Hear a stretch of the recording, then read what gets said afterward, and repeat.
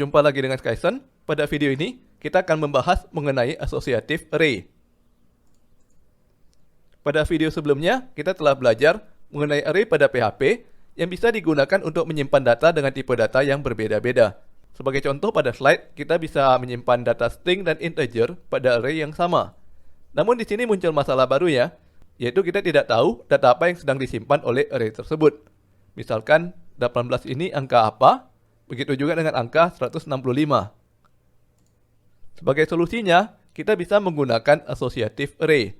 Di sini kita menyimpan data dalam bentuk pasangan key dan value.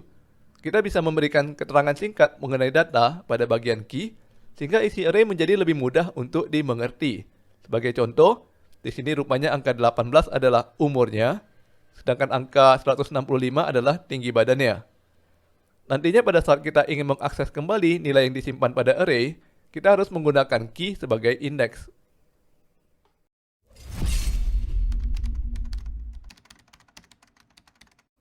Kita coba prakteknya. Misalkan kita buat variable student yang isinya adalah array seperti pada slide barusan. Kita masukkan nilai Andi, 1C, 18 dan 165. Kemudian kita var_dum variable tersebut.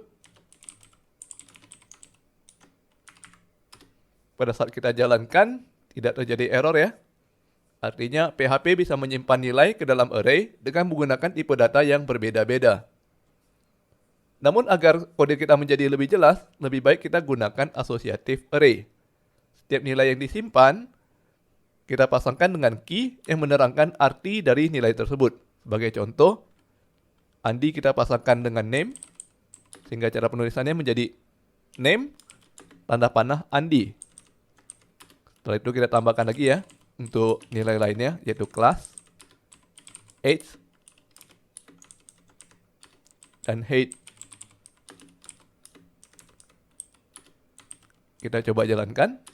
Tidak ada error ya. Untuk mengakses nilai yang disimpan di dalam array, kita sudah tidak bisa lagi menggunakan indeks angka ya. Jadi kalau var_dum ini kita coba menggunakan indeks ke 0, maka terjadi error karena indeks 0 tidak ada. Indeksnya sekarang berupa string. Jadi kalau kita ganti 0 menjadi name, nah akan keluar nilainya, yaitu Andi. Dari sini muncul pertanyaan ya, kalau misalkan kita mendapatkan array buatan orang lain dan kita tidak tahu isi dari array tersebut, bagaimana cara kita mengetahui apa saja key di dalam array? Apakah array tersebut mengandung key yang kita butuhkan atau tidak? Nah, untuk menjawab pertanyaan seperti ini, ada beberapa built-in array functions yang bisa membantu kita. Berikut ini adalah 4 buah function yang berhubungan dengan associative array. Yang pertama adalah array keys, yang akan mengembalikan semua key yang berada di dalam array. Sedangkan yang kedua adalah array values, yang sebenarnya kurang begitu berguna ya. Function ini mengembalikan semua nilai yang berada di dalam array. Function ketiga adalah array key exists, untuk memeriksa apakah array mengandung key tertentu. Sedangkan function keempat adalah extract, yang berfungsi untuk membuat variabel dari key yang menyimpan nilai. Seperti biasa, untuk referensi lebih lanjut, teman-teman bisa membuka dokumentasi array function pada situs php.net. Kita coba praktekkan keempat function tadi ya. Pertama kita coba dahulu array keys. Kita buat variabel baru keys, yang isinya adalah array keys dari student. Lalu kita var_dum.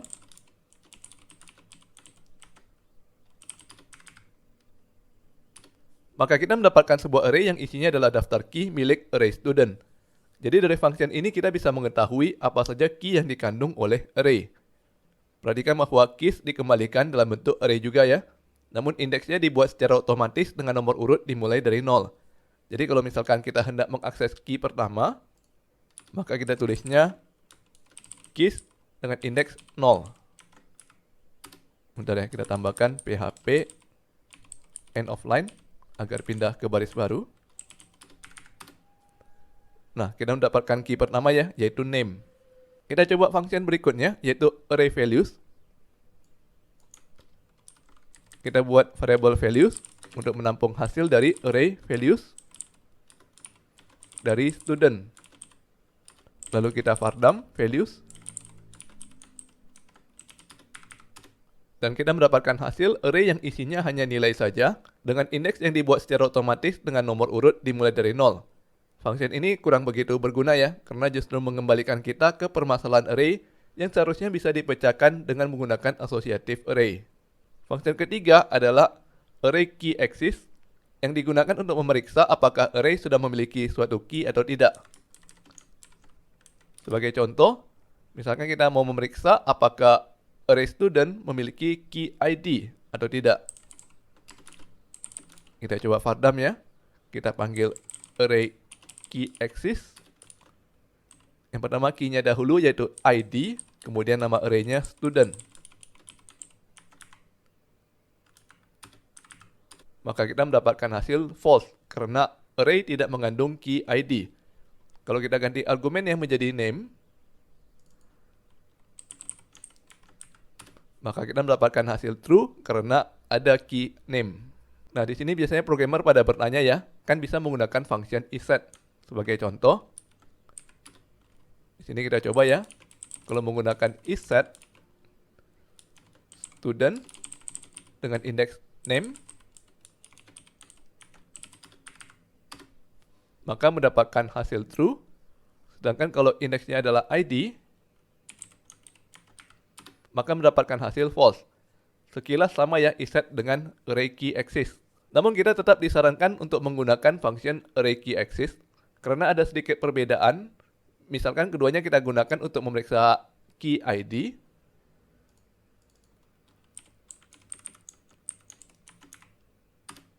Nah, saat ini keduanya masih memberikan nilai false ya. Namun perhatikan kalau kita tambahkan key ID dengan nilai null,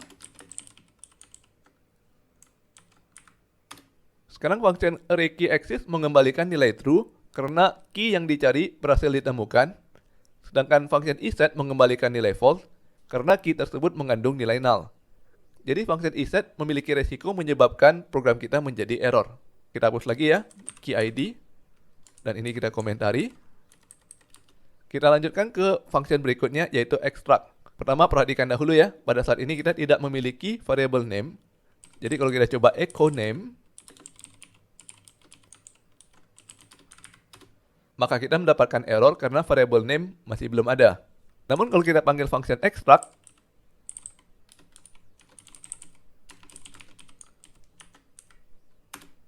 maka sekarang kita memiliki variable name yang isinya adalah Andi.